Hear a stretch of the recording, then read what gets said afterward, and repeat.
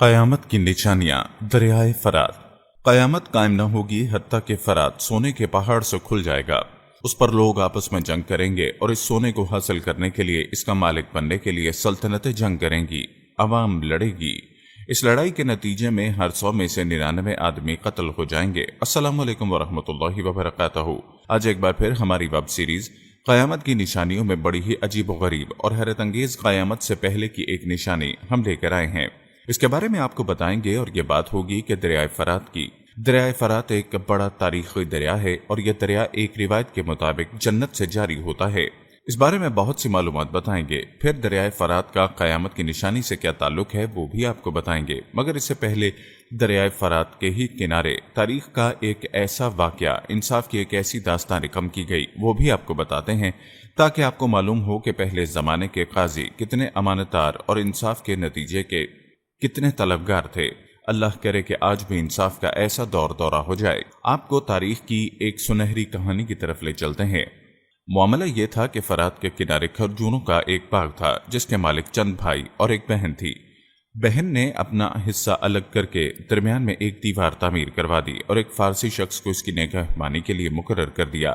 اب اس شہر کے امیر موسیٰ بن عیسیٰ نے اس کے بھائیوں سے ان کا حصہ خرید لیا، یعنی سارا باغ خرید لیا، اور اس عورت کو بھی اپنا حصہ بیچنے کو کہا اور بڑی رقم کی آفر بھی کر دی۔ عورت نے اپنا حصہ بیچنے سے انکار کیا۔ امیر نے اس باغ کو تباہ کر دیا۔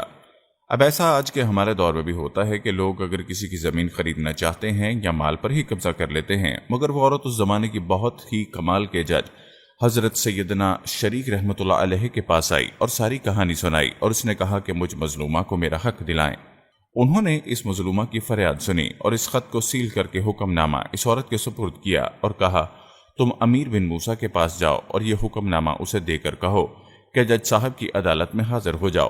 عورت وہاں سے نکلی اور دربان کو اس نے جج کا پیغام سنایا کہ جا کر امیر صاحب کو بتا دیں۔ تو موسیٰ نے جب حکم نامہ دیکھا تو ایک اور آفیسر سے جا کر کہا، جاؤ اس شریک سے کہو کہ اس عورت نے مجھ پر ناحق دعویٰ کیا اور تم اس کے دعوے پر مجھے عدالت میں طلب کر کے اس کی مدد کر رہے ہو۔ آفیسر کو مجبوراً جانا ہی پڑا، مگر آفیسر کو معلوم تھا کہ اسلام کا یہ انصاف پسند جج ایک مجرم کا پیغام لانے پر مجھے ضرور قید میں ڈال دے گا۔ اسے معلوم تھا کہ ہمارے امیر غلط کر رہے ہیں اور عورت مظلوم ہے۔ بہرحال جاتے ہوئے اس آفیسر نے اپنے غلاموں سے کہہ دیا کہ میرے لیے جیل وغیرہ میں بستر کا انتظام کر دو، کیونکہ آج سے میں جیل میں ڈالا جاؤں گا۔ جج صاحب نے مجھے چھوڑنا نہیں۔ بہرحال ایسا ہی ہوا۔ جب وہ آفیسر جج صاحب کے پاس اپنے امیر صاحب کا پیغام لے کر پہنچا تو جج صاحب نے حکم دیا کہ اسے گرفتار کر کے قید خانے میں ڈال دو۔ جب وہ امیر بن موسیٰ کو اپنے آفیسر کی گرفتاری کی خبر پہنچی تو اس نے اپنے دربان کو جج کی طرف بھیجا کہ آپ نے ہمارے قاصد کو گرفتار کر لیا، اس نے تو صرف ایک پیغام پہنچایا، اس کا کیا قصور؟ اب جج امیر کا خاص دربان وہاں پہنچا تو اب اس جج نے اس پیغام لانے والے کو بھی اسی ساتھی کے ساتھ جیل بھیج دیا۔ اب موسیٰ بن عیسیٰ کو اپنے دربان خاص کی جب گرفتاری کی اطلاع پہنچ گئی تو اس نے عصر کی نماز کے بعد قفا کے با اثر اور نمایاں لوگوں کو پیغام دیا کہ جاؤ جج صاحب سے کہو کہ ان کو میرا سلام بھی کہنا اور کہنا آپ نے میری بے عزتی کی ہے، میں کوئی عام آدمی نہیں ہوں۔ قفا کے با اثر لوگوں نے یہ پیغام لیا اور جیسے ہی جج صاحب کے پاس گئے تو وہ جج صاحب کہتے ہیں، تمہیں ایک ایسے شخص کی تعریف کرتے دیکھ رہا ہوں جو حق پر نہیں ہے۔ پھر با آواز بلند فرمایا کہ کیا یہاں قبیلے کے جوان موجود ہیں؟ تو کچھ جوان آگے آ گئے۔ اب جج صاحب نے فرمان جاری کیا، ایک ایک کا ہاتھ پکڑو اور ان سب کو جیل پہنچا دو۔ خدا کی قسم آج کی یہ رات یہ لوگ جیل میں گزاریں گے تاکہ آئندہ یہ کسی ظالم کی طرفداری کرنے اور اس کا پیغام نہ لائیں۔ شہر کے بڑے لوگوں کو بھی جیل میں ڈال دیا گیا۔ ناظرین، یہ کیسی داستاں ہے؟ اب امیر بن موسیٰ کو ان کی گرفتاری کی اطلاع ملی تو رات کے وقت خود جیل آیا، دروازہ کھلوایا اور سارے قیدیوں کو اس نے آزاد کروا دیا۔ اس کے بعد صبح جب انصاف پسند جرت مند قاضی کو یہ معلوم ہوا کہ اس نے امیر نے سب کو رہا کر دیا ہے تو قاضی صاحب نے رجسٹر لگوایا، اس پر سیل لگائی اور تمام ریکارڈ گھر بھجوا کر خادم کو سواری لانے کا حکم دیا اور کہا، اب ہم کوفہ میں نہیں رہیں گے۔ خدا کی قسم ہم نے امیر المومنین سے یہ عہدہ ڈیمانڈ کر کے نہیں لیا تھا، بلکہ ہمیں تو مجبور کیا گیا تھا کہ ہماری حفاظت اور سرپرستی کی ذمہ داری لی گئی تھی۔ اب کوفہ میں انصاف قائم کرنا مشکل ہو گیا ہے، لہذا مجھے یہ عہدہ نہیں چاہیے۔ یہ کہہ کر آپ اس پل کی طرف چل پڑے جو بغداد جاتا تھا۔ جب موسیٰ بن عیسیٰ کو معلوم ہوا کہ قاضی صاحب جا رہے ہیں تو فوراً دوڑا ہوا آیا اور کہا، حضور آپ ایسا نہ کریں، کوفہ چھوڑ کر آپ بغداد نہ جائیں، مگر قاضی صاحب کہتے ہیں کہ میں اس وقت تک نہیں رہوں گا کہ جن جن کو آپ نے آزاد کیا ان کو پھر جیل میں ڈالا جائے۔ آخرکار موسیٰ بن عیسیٰ جو امیر تھا اس کو قاضی کی یہ بات ماننی پڑی اور سب کو جیل واپس ڈالا گیا۔ اس کے بعد ہوا یہ کہ قاضی صاحب نے اس خاتون کو بلایا اور وہاں اب موسیٰ بن عیسیٰ اور سامنے خاتون تھی، اور اس کے بعد وہاں باقاعدہ فیصلہ کیا گیا اور وہاں قاضی صاحب نے قضا قائم کی، اور امیر بن موسیٰ کو زمانہ نے دیکھا کہ اس شہر کے جو پورے امیر تھے مظلوم عورت کے برابر کھڑا کیا اور عورت سے کہا، جس پر تم نے دعویٰ کیا وہ تمہارے سامنے موجود ہے۔ امیر بن موسیٰ نے کہا، اے انصاف پسند قاضی، اب میں خود حاضر ہو گیا ہوں تو میری وجہ سے قید کیے جانے والوں کو تو آزاد کر دے۔ فرمایا، ہاں اب انہیں آزاد کیا جا سکتا ہے۔ یہ کہہ کر انہوں نے باقیوں کو رہائی کا پروانہ جاری کر دیا۔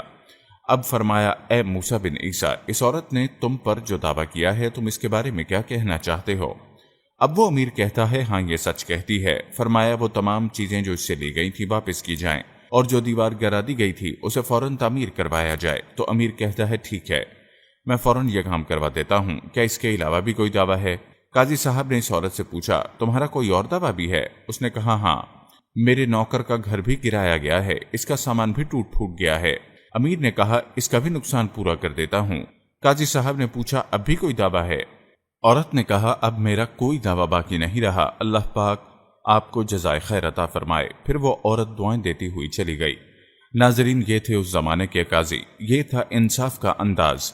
امیر اور غریب سب کے لیے ایک انداز ہوا کرتا تھا۔ اللہ کرے کہ آج بھی ایسا دور آ جائے۔ اس وقت بھی اگر ہمیں وہ لوگ سن رہے ہیں جو انصاف کرنے کی سیٹ پر موجود ہیں، اللہ پاک انہیں بھی صحیح معنوں میں انصاف کرنے کی توفیق عطا فرمائے تاکہ مظلوم کا حق اسے مل جائے۔ تو ناظرین، آپ نے یہ واقعہ سنا، اب واپس آتے ہیں نہر فرات کی طرف۔ نہر فرات وہ تاریخی نہر ہے جس کو آخری نبی صلی اللہ علیہ وسلم نے معراج کی رات دیکھا، اور حدیث مبارکہ میں ہے کہ معراج کی رات پیارے آقا کو سدرۃ المنتہا لے جایا گیا، جو کہ بیری کا ایک درخت ہے۔ آپ صلی اللہ علیہ وسلم نے فرمایا، اس کے پھل مقام ہجرت کے مٹکے کی طرح ہیں اور اس کے پتے ہاتھی کے کانوں جیسے ہیں۔ وہاں 4 نہریں تھیں، وہ ظاہر اور 2 پوشیدہ۔ میں نے جبرائیل سے پوچھا، یہ نہریں کیسی ہیں؟ تو انہوں نے کہا، جو 2 پوشیدہ ہیں وہ جنت کی نہریں ہیں، اور جو 2 ظاہر ہیں وہ نیل اور فرات ہیں۔ سبحان اللہ۔ دریائے نیل اور دریائے فرات یہ سدرۃ المنتہا سے جاری ہوتی ہیں۔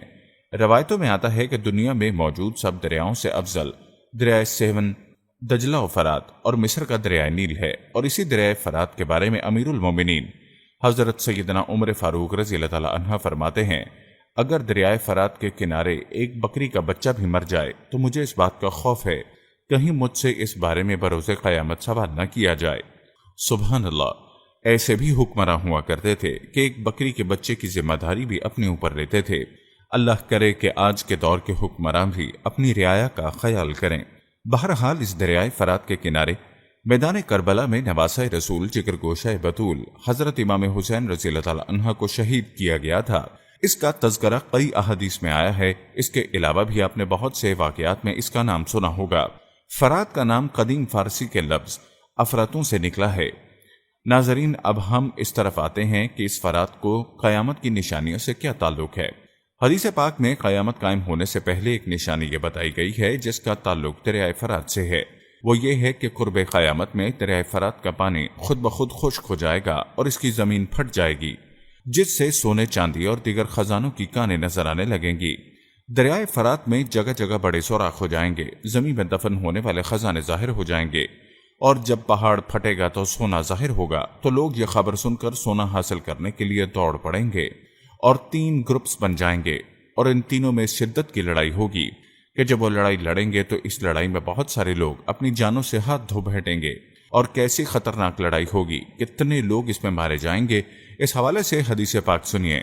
نبی پاک صلی اللہ علیہ وسلم نے فرمایا، قیامت قائم نہ ہوگی حتیٰ کہ فرات سونے کے پہاڑ کھل جائیں گے، اور اس پر لوگ آپس میں جنگ کریں گے حتیٰ کہ فرات کا پانی خشک ہو جائے گا اور اس کی تہ میں سونے چاندی کا خزانہ ظاہر ہو جائے گا، اور اس خزانے کو حاصل کرنے کے لیے، اس کا مالک بننے کے لیے سلطنتیں جنگ کریں گی۔ ہر شخص یہی آس لگائے گا کہ یہ سارا مجھے مل جائے، چلو قسمت آزماؤں اور لوگوں سے لڑوں۔ اس لڑائی کے نتیجے میں پیارے آقا صلی اللہ علیہ وسلم نے فرمایا، ہر 100 میں سے 99 آدمی قتل ہو جائیں گے، اور ان میں سے ہر ایک آدمی یہی کہتا ہوگا شاید میں ہی وہ نجات پانے والا آدمی بن جاؤں۔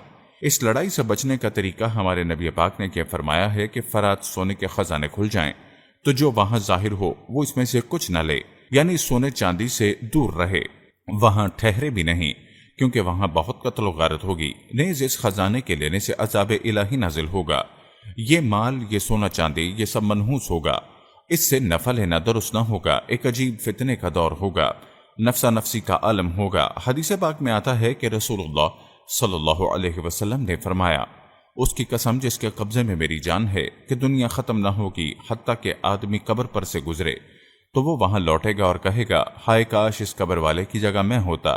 یعنی اس وقت دنیا میں بلائیں، آفتیں، فتنے اس قدر ہوں گے کہ لوگ زندگی پر موت کو ترجیح دیں گے۔ لوگ قبر کو دیکھ کر تمنا کریں گے کہ اس قبر میں ہم دفن ہو چکے ہوتے۔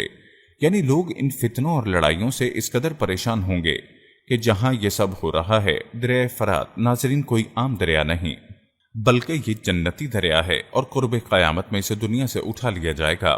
حضرت ابن عباس رضی اللہ تعالیٰ عنہ نے فرمایا کہ اللہ نے 5 نہروں کو جنت سے جاری فرمایا، دجون، سہون، دجلہ، فرات اور دریائے نیل۔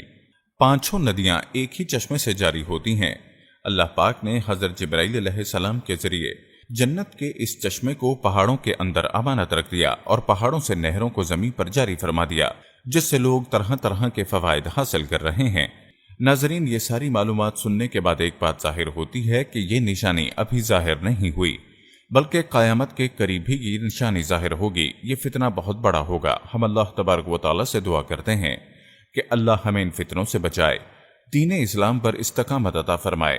ناظرین، ہمارا آج کا ایپیسوڈ ختم ہوا۔ آپ سے گزارش ہے کہ آپ ہمارے چینل کو سبسکرائب کریں اور ہماری ویڈیو کو لائک اور شیئر ضرور کریں۔ اگلے ایپیسوڈ میں ہم ایک اور قیامت کی نشانی لے کر حاضر ہوں گے۔